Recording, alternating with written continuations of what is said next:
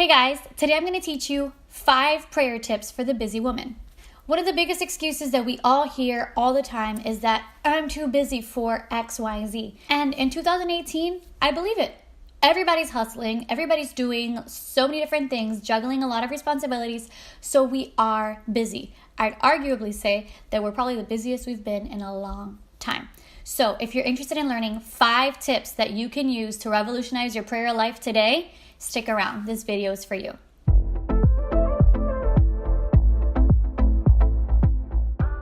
What's up, everybody? It's your girl Leanese, and I just wanted to say, hey, what's up? How you doing? How you been? How's your day? How's it going? ¿Cómo estás? Welcome back to my channel. Today is Thirsty Thursday, and I've got my trusty L mug. She's here. She's chilling. And today's beverage is black coffee with no sugar. It's not as bad as I thought it was going to be, but I have to be honest and tell you guys that I diluted it quite a bit.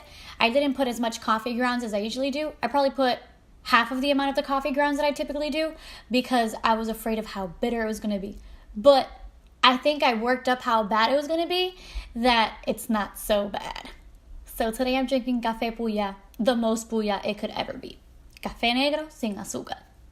Without further ado, let's just jump into today's topic. I'm going to give you guys 5 prayer tips for the busy woman because I'm a busy woman and you're a busy woman and we're all busy and we all have a million things going on in a million different directions. So let's do this.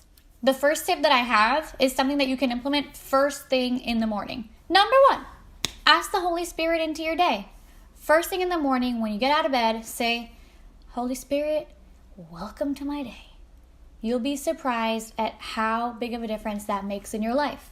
Whenever I do, Holy Spirit, welcome into my day, my eyes are opened up to so many things throughout that day. My eyes are opened up to opportunities in which I can serve others. My eyes are opened into opportunities in which I can reassess my reaction before I react. Like, thank you, Holy Spirit, for reminding me that that's not cute. Boo-boo. So, number 1, ask the Holy Spirit into your day. Number 2, make moments of the moments. So there are moments in which we do have free time and it's all our own that we can totally take advantage of. For example, lunchtime. Usually lunchtime is the ideal time for you to be by yourself. Unless you have a lunch date planned with someone, it's really just for you to spend however you want to spend it. So carve out just a little bit of that time for yourself to be alone with the Lord. Have a little bit of prayer time. Listen to some worship music. Have some you time with the Lord, and however that may look. Maybe you're going to your car for a couple of minutes to just, I need to listen to that song one more time.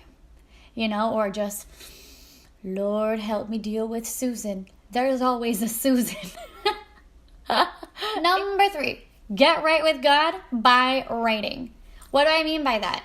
Put pen to paper and just jot things down. One of the things that I love to do whenever I steal a moment to myself with the Lord is I have a pen and paper with me, usually a notebook or a journal, and I just start writing. It could be lists, maybe a list of people or things to pray for. It could be doodling. It could be whatever thought comes to my mind. But to me, the act of writing helps to direct my thoughts. So busy women with lots of things going on in their lives have lots of things going on in their minds. And sometimes it's really difficult to quiet those thoughts, and it's really difficult to pray and not get carried away thinking about XYZ. So in order to remedy that, I love to write things down because it keeps me present in the moment. If I'm thinking of a crazy thought that has nothing to do with my prayer life, I'm still going to write it down because then I can just release it and go back to focusing on my time. My precious time with the Lord. So get right with God by writing. Number 4, use a devotional. I really make a lot of use out of the Bible app. The Bible app is in the Apple Store. I'm pretty sure it's in the Google Play Store. And it's just an app with the Bible, but it also includes devotionals. And they have devotionals for every topic under the sun. You want to learn about it, you want to fix it, you want to understand it better, there's a devotional for you. Let me just give you some examples of devotionals that I personally see at this moment on the Bible app. So here's the Bible app. You can go to plans, find plans, and there's plans for so many topics: love, anxiety, healing, anger, depression, for Lent, if you're Catholic, marriage, dating, new to faith, through the Bible, for work, for leadership, for forgiveness. So many topics that you can find here. I'm going to zoom you guys out now because this is a little too close for comfort. I think this is kind of where we were earlier, right? And that's number 4. So before we get to number 5, let's recap. Number 1, ask the Holy Spirit into your day. Number 2, make moments of the moments. Number 3, get right with God by writing. Number 4, use a devotional. And number 5, auditory input.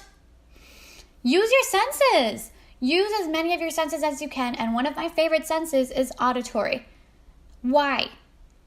Well, because I'm a worshiper. And I love listening. And I love the human ear. And I love the way hearing works.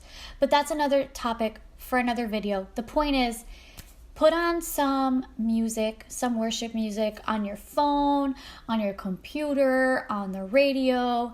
Listen to a Christian motivational podcast. Listen to a sermon. One of my favorite podcasts are on the RWC Church app. The pastor preaches on Sundays and the sermons are usually up on Mondays. So it's RWC Church. That's the name of the app, RWC Church. That is a way to maximize your time. You can either just listen to it, take the time, like maybe you're on a long drive and you can really listen to a podcast. Go ahead and listen to it. Or maybe it's just in the background as you cook, as you clean, as you do work. Maybe you're listening to this one song and you just get lost in worship and you're like off in La La Land while you're sweeping the house. Go ahead, do it. At the end of the day, it's going to benefit you. It's going to benefit your spiritual life. Prayer time, quiet time, alone time with the Lord doesn't have to mean sitting for 30 minutes in the Lord's presence, waiting to listen to his voice. I don't know if I have the discipline to do that, to sit in silence for that long.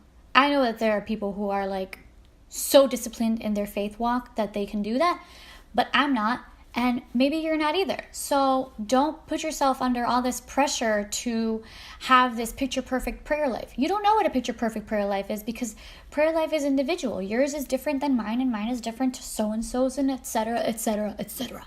And that's what I have for you guys. I really pray, no pun intended.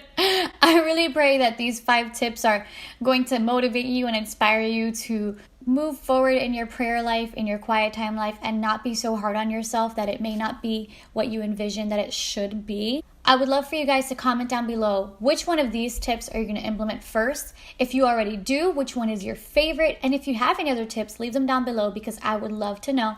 And I'm sure that you guys would also like to know. Before you leave, be sure to hit that like button, hit that subscribe button, hit that bell, and comment down below what else you want to see on Thirsty Thursday. Bye guys. Love you.